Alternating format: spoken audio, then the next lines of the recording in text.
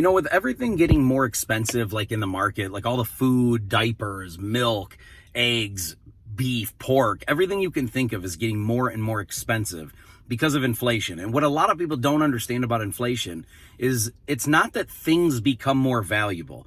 See, they lead you to believe that things are becoming more scarce, the supply chain shortage, which those things are happening also. This just compounds the problem.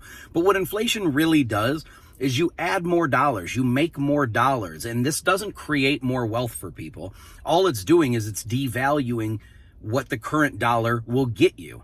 And think about it from like, if you had 1 million total dollars of a total supply, and then you turn the printers back on and you make 1 million more dollars, if you gave that away to people, that's not going to make people richer because things are going to become more expensive by doing so. The only way this works, because if you think about it logically, look at it like this. If it was that simple to just make more dollars and then just give it to people and then everyone would be more rich, why wouldn't they just infinitely print money? Everyone would be given $1 billion. Now everyone's a billionaire. But what people don't understand about that is you don't just become richer. You can't just turn on more dollars and make more money and then give it away to people and then everyone's more rich. Think about how this has to work. If you give $1 billion away to every single human being, at least in your country, let's say the world, you give $1 billion to everybody in the world. Now every single human being is a billionaire. If you had a problem with your toilet or your sink or anything electrical around the house, you had any kind of a physical problem where you needed to call a specialist to come over to your house to fix it, how much do you think you're going to have to pay that guy when he's already a billionaire? How much are you going to have to pay a baker to bake you some treats or, cakes for a wedding or a baby shower? How much are you going to have to pay a person at a restaurant? How much are you going to have to pay waiters and waitresses to serve food when they're billionaires? If everyone is a billionaire, that means the price of everything has to go up because it's going to require more money to incentivize people to get off their butt to do anything. If you need to call a plumber over to your house and he's already a billionaire, how much money are you going to have to pay this plumber to come fix your toilet? He's a billionaire. You can't just give him $100. The dude's a billionaire. He does not care about $100 anymore. This is the problem, and nobody talks about this. See, we live in a system, at least the school that I went to, and not just the school I went to, the generation that I was brought up in, my parents' generation, people are not taught finances unless you specifically request it. Like, it's not a mandatory class in school, at least here in the United States. I wish it was. I was a little bit interested in it. I took entrepreneurial classes. I took finance classes because my dad always instilled into me how important it was to understand these very, very intricate things that so many people aren't taught about.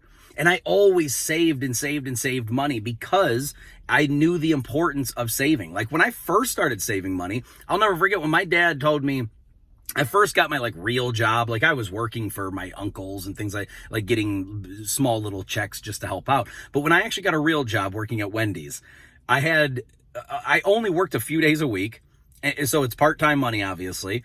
And you would only get paid every 2 weeks. And my dad would he would force me to pay $20 out of each paycheck to save.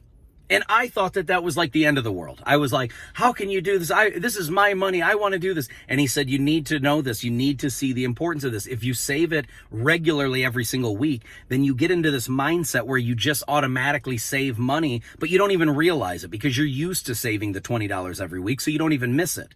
If you expect the $20 to be automatically taken out of your paycheck every single week, then you get used to what the paycheck feels like without that 20. You still survive, you still pay your bills, you still have a week or a bi-weekly, weekly or bi-weekly, whatever it is. You still get your paycheck, but you're automatically saving money that you don't touch. And when you save for 1 week and you see $20, you're like, cool, it's $20, who cares? When you save for 5 weeks, you got $100. Now keep saving more and more and more. Eventually, after weeks and weeks and months and years, you have tons of money that you've never touched. And now let's just say some major expense comes up, or there's something huge that you desperately need to buy. You want to buy this so bad, and it's something you just love and you got to have. Well, if you never save any money, you're not prepared for any of this. If you do save money, You prepare for these kinds of things. And what I like to do now that I'm older, is I take a lot of my money. See, I'm weird like this because a lot of people want to buy things. They want to buy stuff, the status, right? I want to go out and buy the hottest pair of shoes. I want to buy the fanciest car, the biggest house, the nicest yacht. I want to buy all these fancy things. And 99.9% of the time, this is always to impress other people. This is, hey, if I have this fancy house, people are going to look at me and be like, oh, look at the things that he has. Look at the thing she has. None of this matters. You're buying crap that you don't even like to impress people you don't even care about or that you don't even know. It's a waste of your time and energy. And the sooner you figure that out, the way better off you're going to be down the road. See, I take a lot of money now and I invest it into other assets that are going to appreciate and value and gain. And this is very important, not just because they're assets and they gain money or anything like that, but it also fights inflation.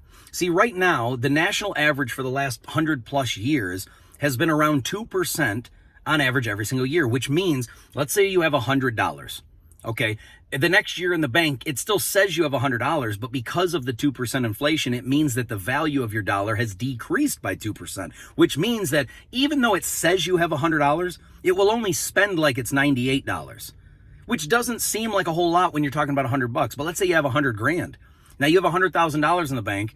The next year you still have 100,000, but it's only spending like 98. Well, this goes on every single year. So after 5 years of this, of 2% cut every single year, after 5 years, you've lost 10% of your money. If you have 100 grand in 2020 and you do nothing with it, it just sits there. 5 years later, if you go by the national average of 2%, 5 years later, it still says $100,000 or whatever. It still says you have that amount of money, but you've lost 10% of your money because it's 2% per year for 5 years. That's 10% of your money. So now you have 100 grand in the bank, but it actually only spends like 90%, or 90 grand, I mean. So this is why it's so incredibly important, and people don't get that. Last year, more money was printed in that 1 year stretch than ever in the history of time. I want to say the number was something either between 40 or 60. I'll even lowball it. Let's say it's only 40, which is still extraordinarily way too much.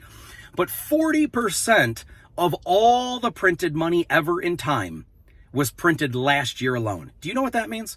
That means that out of all the money ever printed, ever, in the history of the US dollar, I should say, of all the US dollars ever printed in the history of our country, 40% was printed last year. So take all the total of all the dollars in the circulation of the country. 40% of that was printed in 1 year. Do you know the kind of numbers of inflation that is? They're saying it's only 10%, which is still horrible. 10% in 1 year. That means if you had 100 grand in 1 year, instead of being valued down to 98%, it's actually valued down to 90,000. I'm sorry, 98,000.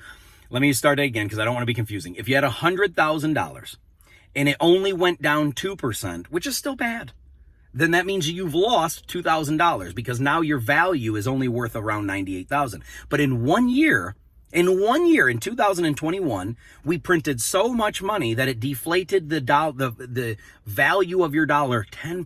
And that's just what's on record. I guarantee you it's actually way higher than that. But let's just say it's only 10%, which is still atrociously bad. 10% means that if you have $100,000, it's now only worth 90,000 in 1 year with Joe Biden. And it's not, and people will be like, well, why would you blame one guy? Well, first and foremost, Democrats blame Trump for literally everything for 4 straight years. I don't think it's a problem to reverse this and put it back on their candidate. However, I don't even like blaming just one guy. I don't think it's only Joe Biden. What I do think is it's his policies. I think it's the decisions he's made. I think it's the whole administration. I don't blame Joe Biden. I don't even think he's all there. He probably doesn't even know how to spell his own name right now, let alone what he's doing to this country. And maybe he does know and he's just vindictive and evil. I'm not saying he is. Maybe that's a possibility, but I'm not even saying that. What I'm saying is the policies he put forth, let's just say he has the best intent ever and all he's trying to do is help, but he's failing miserably. He's still wrecked the price of your dollar. And this is what people don't get. I'm going to wrap it up with this. This is why the price of literally everything you can think of has gone up over the last year. It's not because things are more valuable. It's not because they're harder to come by. They are in certain circumstances. This, like I said, this only compounds the problem. It does make it even worse. but it's the fact that they are printing more and more and more money. And when you have a greater supply of something, the demand is less, which means the value is less. If you have think about this, we have an abundance of air. We all breathe air. There's no shortage of air. How much do you have to pay for it? $0, because it's an infinite supply basically around you. You're never running out of air, right? But if you went underwater and you desperately needed air to survive, you'd pay anything to get that air down there, wouldn't you? And so this is the point, is when you make more supply of dollars, it decreases the value of each dollar. Hence, it requires more of them to buy the same thing. And I've made videos on this. If you watch my TikTok, watch other channels, I've made videos on this. The thing is like this. 50 years ago, the price of a Snickers candy bar was like 5 cents. You go to the store, it was 5 cents. It was a nickel to buy a Snickers. Today, it's like $1 plus. Do you know why? It's not because the Snickers is more valuable. The ingredients are the same today as they were 50 years ago, basically. They're not more valuable. They're not more rare. You can buy a Snickers literally anywhere in the world, basically, at any convenience store. The reason it is more money is because it requires more dollars, because the dollar is less valuable. It requires more currency to buy the exact same thing. It's not because a Snickers is more valuable, it's more expensive. There's a huge difference between value and expense. A Snickers is not more valuable. Milk is not more valuable. Diapers are not more valuable, but they're all more expensive. And it's because the value of the US dollar has decreased, which affects the entire world because the world's reserve currency is the US dollar. It's no longer the gold standard. Back in, I think, 1971, I believe, is when we were taken off of that. The world reserve currency is the US dollar. So when you screw up the US dollar, you're essentially screwing up the price of everything in the world. This is why so many people are hurting. It's terrible policies that were decided by Joe Biden and his whole administration. It's not just that one guy. He made policies to turn back on the printers of money and make more and more and more and more and more dollars, which devalues it. Hence, everything is going to be more expensive. And the best way you can fight against this is to put your money into appreciating assets like Bitcoin, like real estate, like stocks, certain stocks. You got to be very careful. If you're investing in anything, be very careful, do your own research, and get yourself into something that is pretty much a guarantee to go up in value. You're going to get fluctuations in price because that's how markets work. There's always cycles. There's always supply and demand issues. The stock market will have great days where it goes up, and then it will have days where it crashes. It doesn't mean that everything's falling apart. It's just the demand in the market at that time. And different markets have different cycles at different times. Gold will be more expensive at certain times. Then cryptocurrency will be more expensive. Then NFTs or the metaverse and things like that. Then real estate. They all go in different waves and different cycles. So the more you can understand about these things, the more you can fight against the inflation, and the more you can protect yourself and your family from getting just wrecked during inflationary periods. So I hope that this was very helpful. I just want to see people win. I just want to see people be helped out and take care of yourself financially, because we're not taught this in school unless you specifically ask to be taught this. If you just go to class and you want to just get by in high school and do your homework and be done with it, you're probably not going to learn these things. And it's extremely important to help you out so you don't get screwed financially in the long term. So I hope this was helpful, guys. I love you guys, and I'm going to do everything I can to help you protect your finances and keep you from getting wrecked from bad policies, bad decision-making, or even world events. If a war breaks out in Europe, which is what we're seeing now, you're going to see markets do weird things. So I just want you to be protected. I just want you to take care of your assets. Don't put all of your money into one thing. Diversify yourself. That way, when one market drops, one might go up. If two markets or three markets drop, maybe 1, 2, or 3 of them go up in somewhere else. So just diversify yourself. Don't put everything into one, and definitely don't keep all of your money in just a bank account, because, like I said, every single year, on average, the average is 2%. This last year was way higher than that. But even if it goes down only 2% every year, it still means that the value of your dollar every single year is getting less and less and less. So don't just hold on to only cash. Don't just keep money in a bank account. Protect yourself. Try to learn about these things, get yourself educated so you can fight against horrible, awful periods, recessions, depressions, all of that. I don't want to see bad things happen to good people. I don't even like seeing bad things happen to bad people, maybe a little bit. But anyway, I hope this was helpful, guys. I love you, and I can't wait to do this again. I'll talk to you soon. See ya.